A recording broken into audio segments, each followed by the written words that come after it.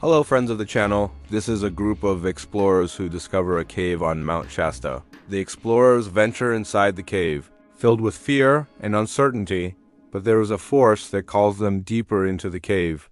Please subscribe to the channel and hit the like button. The City of Eternal Starlight.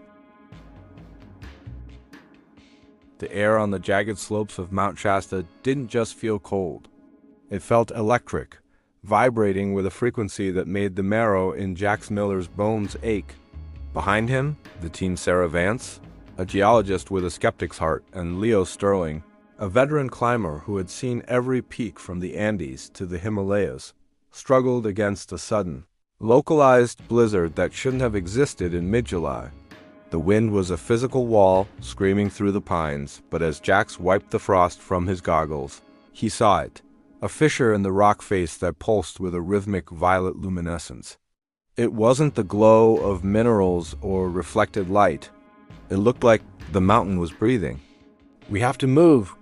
Jack shouted over the gale, his voice barely reaching his own ears. He didn't wait for a consensus. He was driven by a magnetic pull that felt like a hook in his sternum, drawing him toward the gap. As the trio crossed the threshold, the world changed instantly. The roar of the storm was replaced by a silence so profound it felt like a weight against their eardrums. The air inside was warm, smelling of ozone and crushed mint. They began their descent, but the cave defied every law of geology Sarah had ever studied. The walls weren't rough basalt or granite. They were fused glass, translucent and spiraling downward with a geometric precision that suggested intelligent design. "This is impossible," Sarah whispered, her flashlight beam cutting through a haze of shimmering, suspended dust. The heat required to vitrify rock like this. It would have melted the entire mountain. As they pushed past the first kilometer, a psychological heaviness began to settle over them. The shadows cast by their headlamps didn't behave. They seemed to linger a second too long after the light moved, stretching into spindly, reaching fingers. Fear, raw and primal, began to gnaw at their resolve. Leo, usually the rock of the group, kept checking his holster. "I feel like we're being hunted," he muttered, his eyes darting to the ceiling where crystalline stalactites hummed with a low-frequency vibration. Suddenly, a thunderous crack echoed through the chamber. A massive slab of obsidian slid from the ceiling, sealing the path behind them with a finality that sent Sarah into a panic. She hammered on the stone, but it was seamless as if it had grown there. There was no going back. The only way was deeper into the throat of the mountain.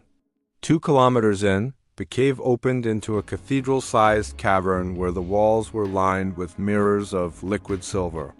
Here, the force calling them became an irresistible mental command. But it came with a price.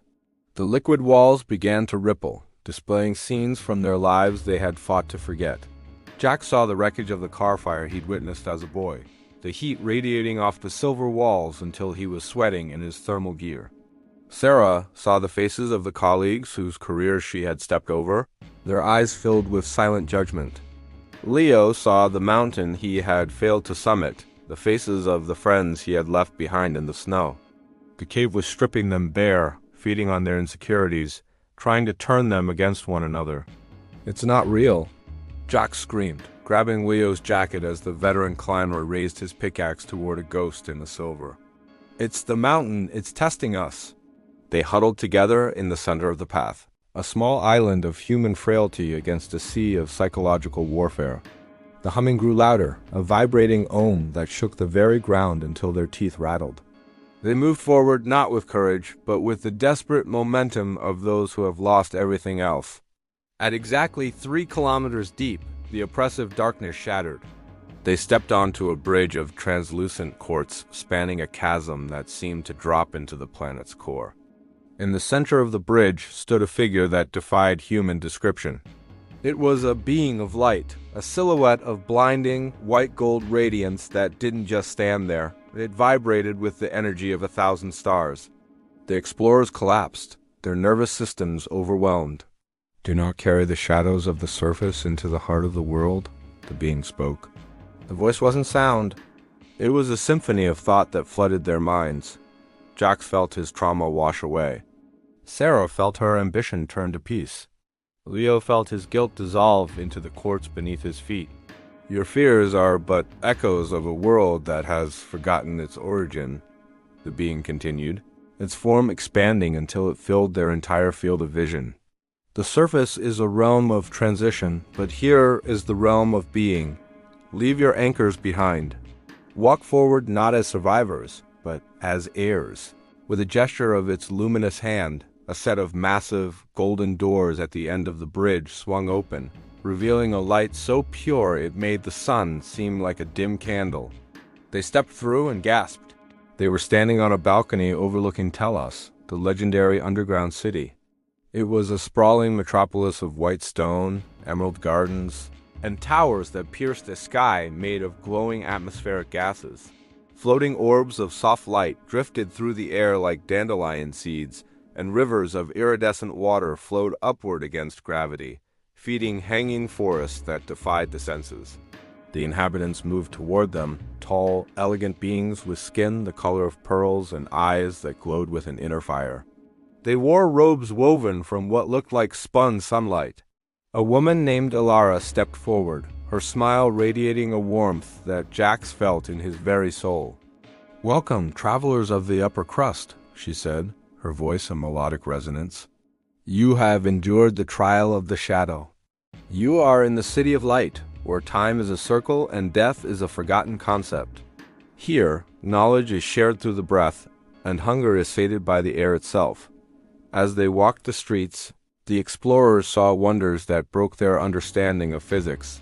Children playing with pets made of pure energy, libraries where books were holograms of living history, and plazas where music was felt as a physical sensation of joy. There was no crime, no poverty, and no ticking clocks. As the initial shock wore off, a heavy realization dawned on the trio. Elara led them to a shimmering pool at the city's center. "This pool is a gateway," she explained softly. "It is the only way back to the mountain's surface. But once the sun sets on the peaks above, the gateway will close for another 100 years. Jax looked at his hands, which were glowing with a faint, healthy aura. He felt stronger than he ever had.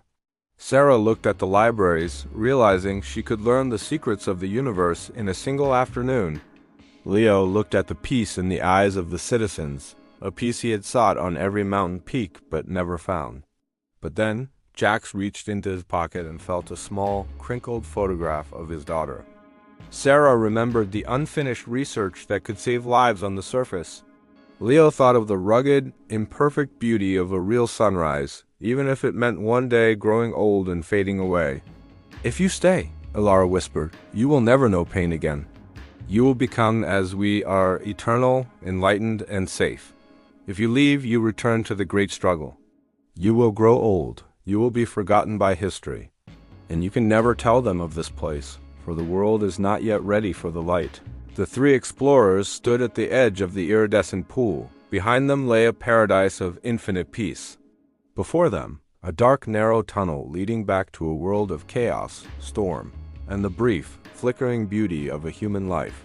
The golden sun of Telos began to dim, signaling the closing of the gate. Jax looked at Sarah and Leo, his hand hovering over the water. The choice was theirs.